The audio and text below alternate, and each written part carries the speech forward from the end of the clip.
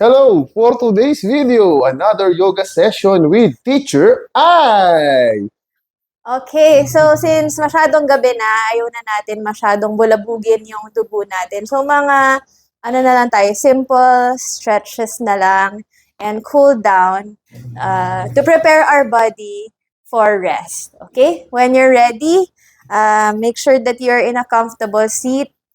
Feel your sit bones on the floor. You can rest your palms on your knees. And if you like to relax, then close your eyes. If not, then just soften the gaze. Okay? Relax the shoulders, straighten the spine, feel the sit bone on the floor, and rest your hand on your knees. Okay. Try to make a deep breath in through your nose. Exhale out to your mouth. One more breath in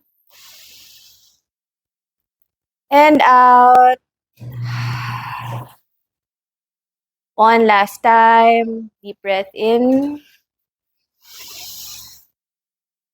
and out to your mouth. Okay, so if your eyes are closed, then blink them open. On your next breath, raise your arms up. Inhale. Exhale. Bring your right arms down to the floor. Your left arm stretches up and bend to your right.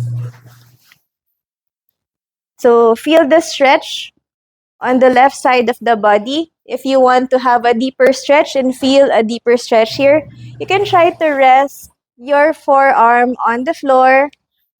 Just check if this is accessible. If not, then just stay here and gaze through your left hand up.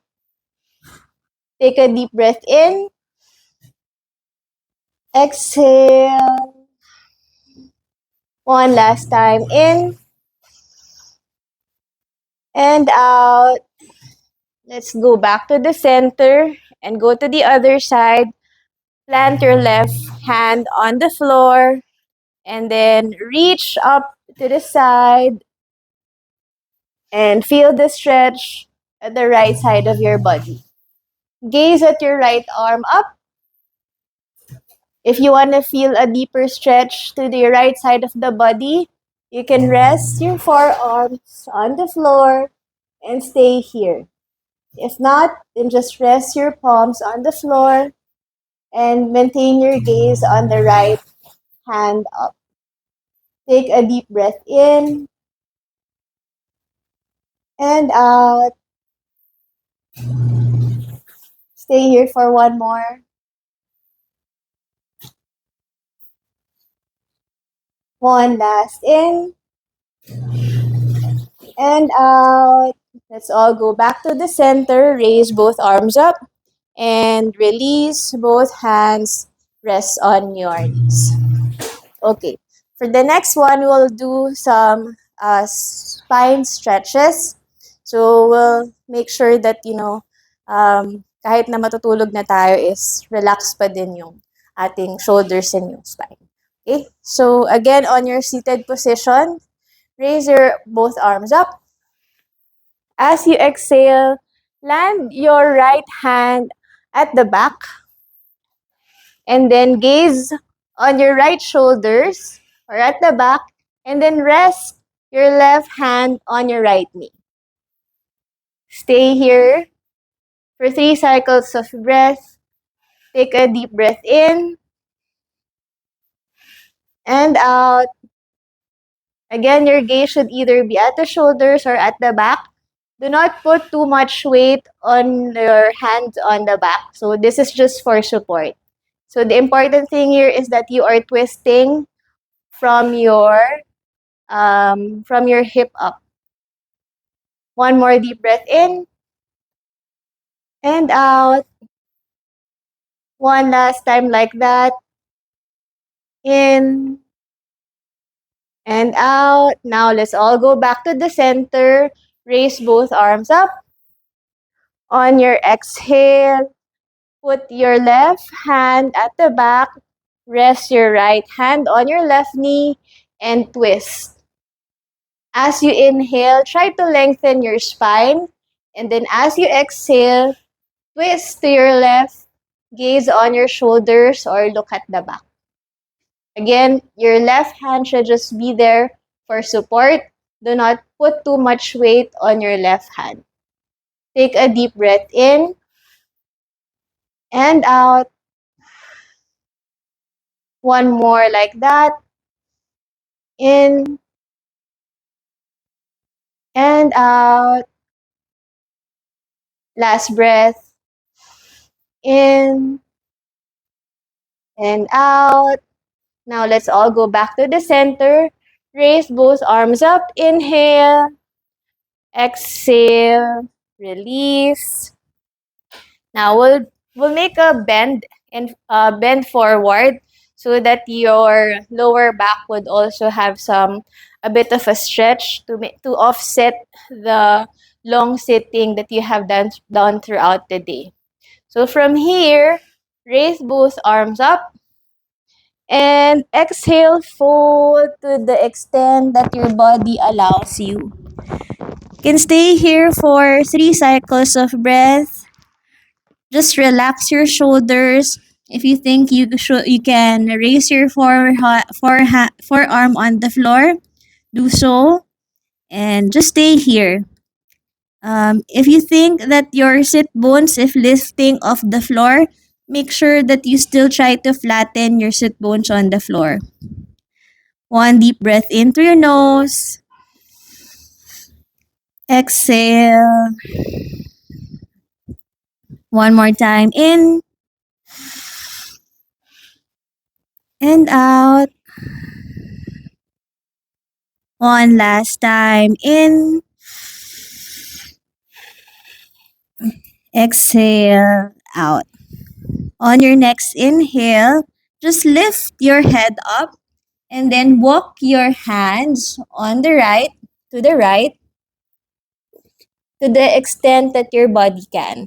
So the intention here is that you have a stretch here on the left side of your body as well as have a stretch on the lower back. Just to the extent that you can. On your next inhale, lengthen, and then on your exhale, head down. 3 cycles of breath here. Take a deep breath in your nose.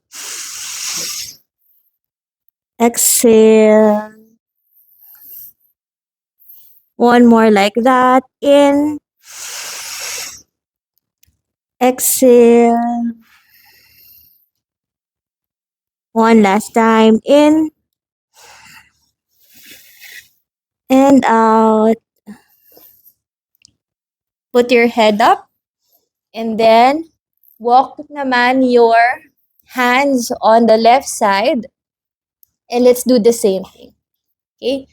Just to the extent that your body can. So inhale to lengthen.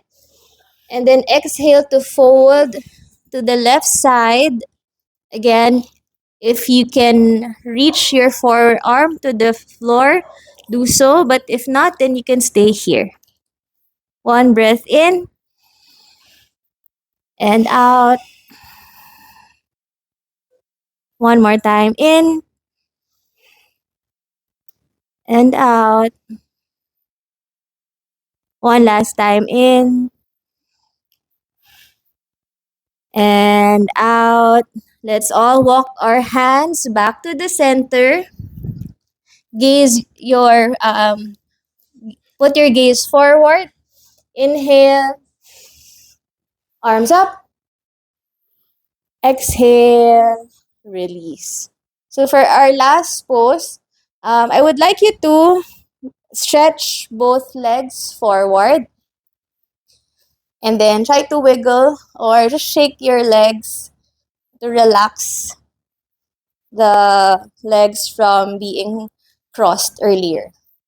So from here, try to let's just take a deep breath in. And on your exhale, check if you can fold forward and reach for your toes. If this is not yet accessible, that is okay.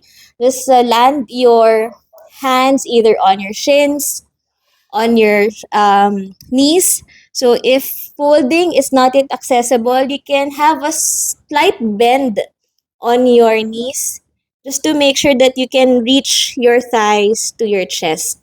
Okay? So again, inhale to lengthen and then exhale, fold, head down. 3 cycles of breath here. Take a deep breath in, exhale. One more time in and out. One last, take a deep breath in and out. Gaze forward, reach your arms up. Inhale, exhale, release, land your both hands on the floor. So on the next pose, we will have a butterfly position. So I would like you to bend both knees on the side. Check if if the soles of your feet can touch, and you can try to open the soles of your feet like a book. Okay? If it is hard for you to if it's accessible for you, you can put your knees down. If not, that is perfectly fine. What's important is that your sitting bones can feel the floor. Okay? From here, take a deep breath in. Raise your arms up. And then exhale, fold forward to the extent that your body can. Okay?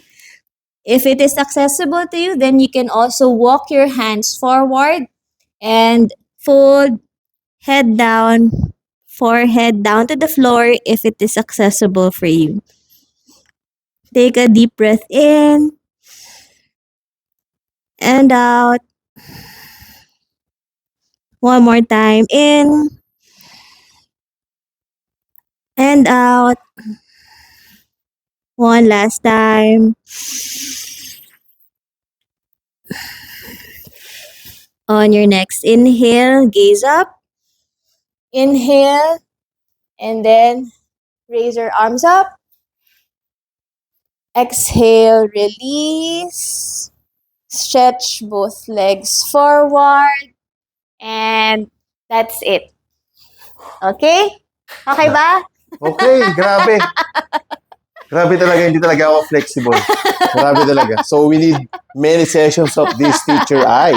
Grabe. So, I hope na kanan mga hip openings ninyo at mga relaxation. So, usually, on a yin yoga practice, you hold those poses for 5 to 7 minutes. But since we are cooling down and just you're new to the pose, so yun muna, 3 cycles of breath lang muna. Okay? Yeah, okay. So, for this day, grabe.